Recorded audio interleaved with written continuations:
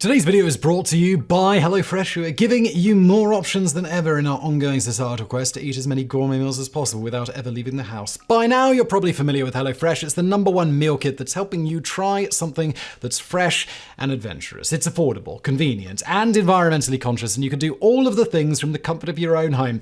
One fun fact is that a Zagat dining survey says HelloFresh is up to 72% cheaper than dining at a restaurant. So yes, with HelloFresh, you get a specially designed 5-star meal kit that ferries the fresh flavors of fall from a farm to your front door, all in less than a week. They've got more than 30 recipes to choose from every week, including kid-friendly and picky eater-proof options. And if you're feeling constantly a crunch for time with the new school year upon us, HelloFresh is here to help. Weeknights are a whole lot easier with their step-by-step 30 minutes or less recipes. Another huge perk, you're never locked into any option. You can change your preferences for a week if you want some spontaneity, or add in some extra meals or proteins. And HelloFresh makes it easy to support them by making virtually everything recyclable, sustainable, and of course sanitized. Right now, you guys can go to HelloFresh.com and use the code BRAINFOOD16 to get up to 16 free meals across 7 boxes, plus 3 surprise gifts. It's an excellent deal from our friends at HelloFresh. And now today's video.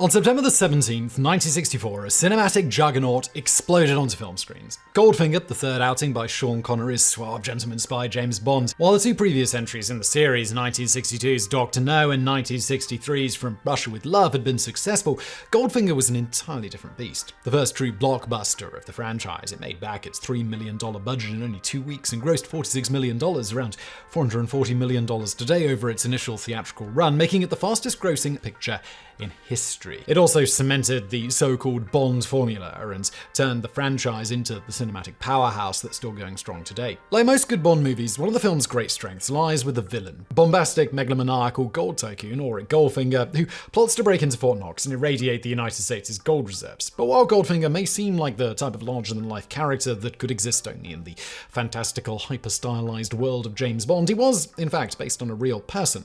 This is the strange story of how a petty feud over, of all things, architecture led to the creation of one of spy fiction's most iconic villains. The 1964 film Goldfinger is based on the 1959 novel of the same name, the 7th in the James Bond series by British author Ian Fleming. Fleming, who had served in naval intelligence during the Second World War, based many of the characters and scenarios in his books on his own experiences. For example, the golf game between Bond and Goldfinger early in the book was inspired by a real golf game Fleming played in 1957, while names of characters like the ill-fated Masterson sisters and the improbably named henchwoman Pussy Galore were drawn from people Fleming knew in the intelligence community. And so it was with the novel's main villain, whom Fleming named after an influential but controversial Hungarian-English architect named Erno Goldfinger. Born in 1902 to a wealthy Jewish family in Budapest, in 1920, Goldfinger traveled to Paris to study at the prestigious École de Beaux-Arts. Here, he mingled with a veritable who's who of mid-century artists and designers, including Man Ray, Lee Miller, Max Ernst, and Charles-Édouard Jeanneret, better known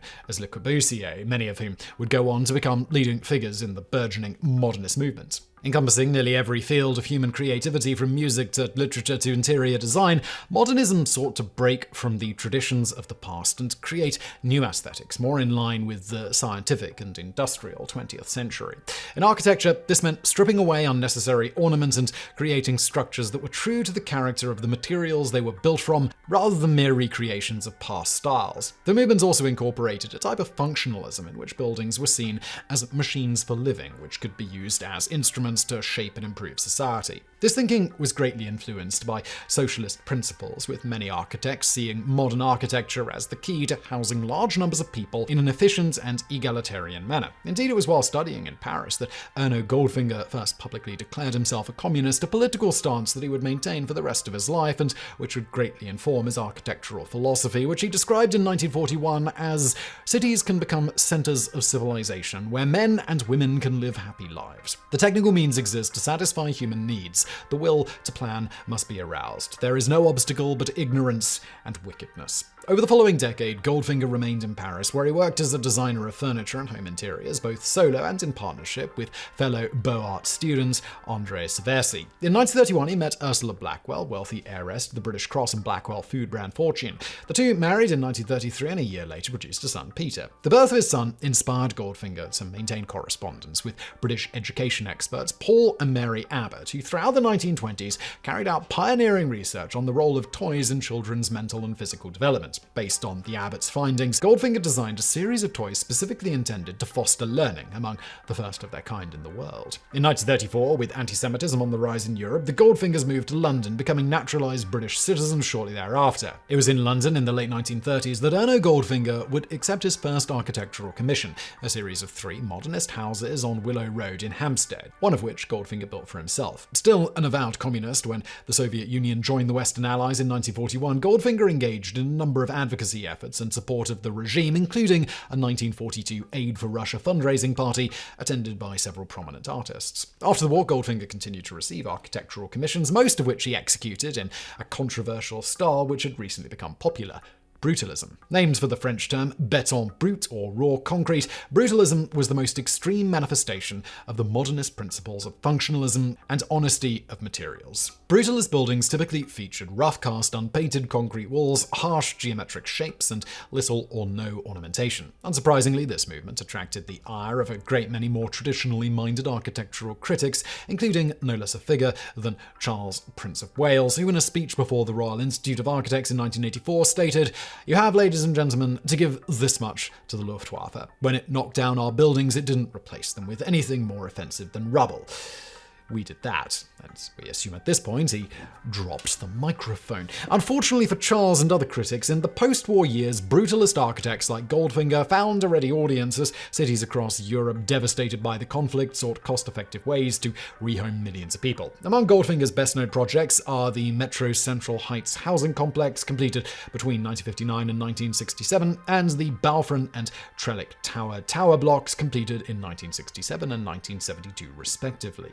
The latter are notable for their space-saving features, such as sliding doors between rooms and a separate tower housing the heating plant, elevators, stairs, laundrettes, and other service infrastructure. In keeping with his political beliefs, Goldfinger also designed the headquarters for the British Communist Party and the communist newspaper The Daily Worker. As you might have guessed by now, one of the many individuals who was not a fan of Goldfinger's architecture was Ian Fleming. There are differing accounts as to how Goldfinger first appeared on Fleming's radar. According to some sources, their feud began in 1934 with the construction of the houses on Willow Road. The project involved the demolition of Victorian-era cottages on the site, which an outraged Fleming and many fellow Londoners petitioned unsuccessfully to prevent. According to other sources, however, Fleming learned of Goldfinger through his golf partner John Blackwell, who was a cousin of the architect by marriage and loathed the man, and there was much to dislike about Goldfinger besides his architecture. Despite his noble goals regarding social housing, Goldfinger was by most accounts an arrogant, humorous man, prone to bullying those who got in his way, and single-mindedly devoted to his vision of urban development to the exclusion of what ordinary people actually found appealing.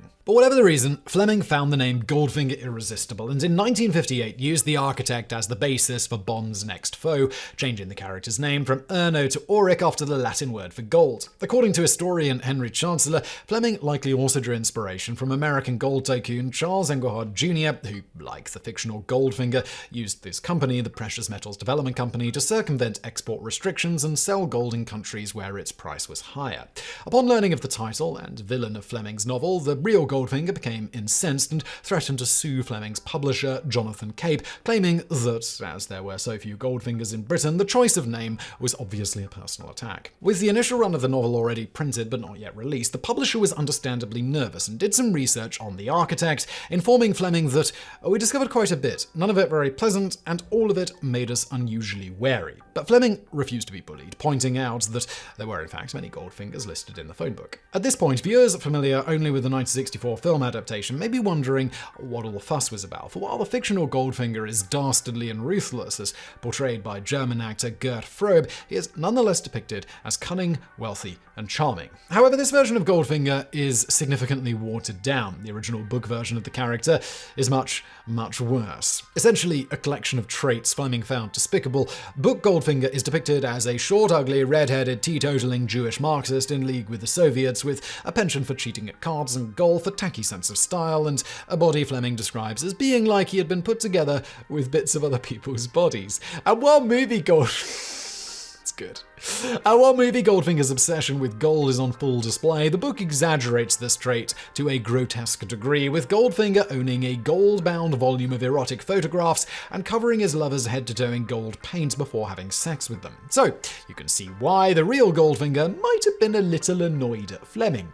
The two parties remained deadlocked until Fleming, in a stroke of glorious pettiness, threatened to release the novel with an erratum slip, changing all instances of the name Goldfinger to Goldprick. Unsurprisingly, the real Goldfinger backed down, and the matter was finally settled when Jonathan Cape agreed to include an all characters are fictional disclaimer in the book and sent the architect some complimentary copies. According to Goldfinger's biographer, the architect believed that the novel, at a time considered little more than a pulpy potboiler, would soon be forgotten, little suspecting the global phenomenon the film adaptation would become. Indeed, for decades following the film's release, Goldfinger and his family endured endless late-night crank calls in which pranksters would intone in bad Sean Connery accents, "Goldfinger, this is 007. You did say it had to be bad, or sing Shirley Bassey's iconic theme tune. In the end, it's difficult to say who had the last laugh, Goldfinger or Fleming. On the one hand, while the fictional Goldfinger has become one of the most iconic villains in cinema history, his real-life counterpart is all but forgotten outside the relatively narrow field of brutalist architecture. Furthermore, criticism by Fleming and others about the dreariness and depressiveness of Goldfinger's designs proved prophetic, as his bow front and Trellick Tower blocks quickly succumbed to the blight of urban decay, becoming poorly maintained hotbeds of poverty, drug abuse, vandalism, prostitution, and other social ills. And in an even greater irony, the Metro Central Heights complex, originally named Alexander Fleming House after the discoverer of penicillin, became infamous for making its residents sick due to poor ventilation, forcing the Department of Health and Social Services to abandon the complex as its headquarters. On the other hand, however, in more recent years, the architectural community has come around on Goldfinger's work, recognizing it as significant to the history of architecture. Indeed, several of his creations, including Trellick Tower, Metro Central Heights, and the modernist Teesdale House in Surrey, now enjoy Grade 2 listing as protected historic buildings. It's the sort of recognition that would have made Ian Fleming livid, meaning that we can probably call this particular feud a draw. Bonus facts. In adapting Fleming's novel to the screen, screenwriters Richard Malbaum and Paul Den did far more than tone down the villain's more unsavory traits. Indeed, the changes the pair made are considered by many critics to have resulted in a far more cohesive and compelling story. For example, in the novel, Goldfinger plans to break into Fort Knox by blowing open the vault with a tactical nuclear weapon, then stealing the gold by loading it onto trucks and carting it away. However, Malbaum and Den found this notion ridiculous, for given the sheer volume and weight of gold in the repository, it would realistically take hundreds of trucks and nearly 2 weeks to cart it all away. Instead, the pair came up with a much more elegant plot, wherein Goldfinger plans to detonate the bomb inside Fort Knox itself, irradiating the US's gold supply and causing the value of his own gold to increase substantially. And as a sly jab at Fleming's original plot, the film has Bond point out to Goldfinger the impracticality of robbing Fort Knox, only for Goldfinger to turn the tables and reveal his actual plan. Another positive change from book to film concerns the characterization of Goldfinger's main henchwoman, Pussy Galore. In the novel, Pussy is explicitly stated to be a lesbian and heads an all-female gang of acrobats turned cat burglars called the Cement Mixers. Yet despite Pussy's stated sexuality, Bond is still able to seduce her and turn her to his side through his sheer masculine charisma, with Fleming explaining that Pussy isn't really a lesbian but simply hates men on account of her being raped as a child. Yikes indeed. But while the film makes Pussy straight, avoiding that particular minefield of misogynist pop psychology, it is far from perfect, for Bond's seduction and conversion of Pussy is accomplished by, shall we say, less than consensual means.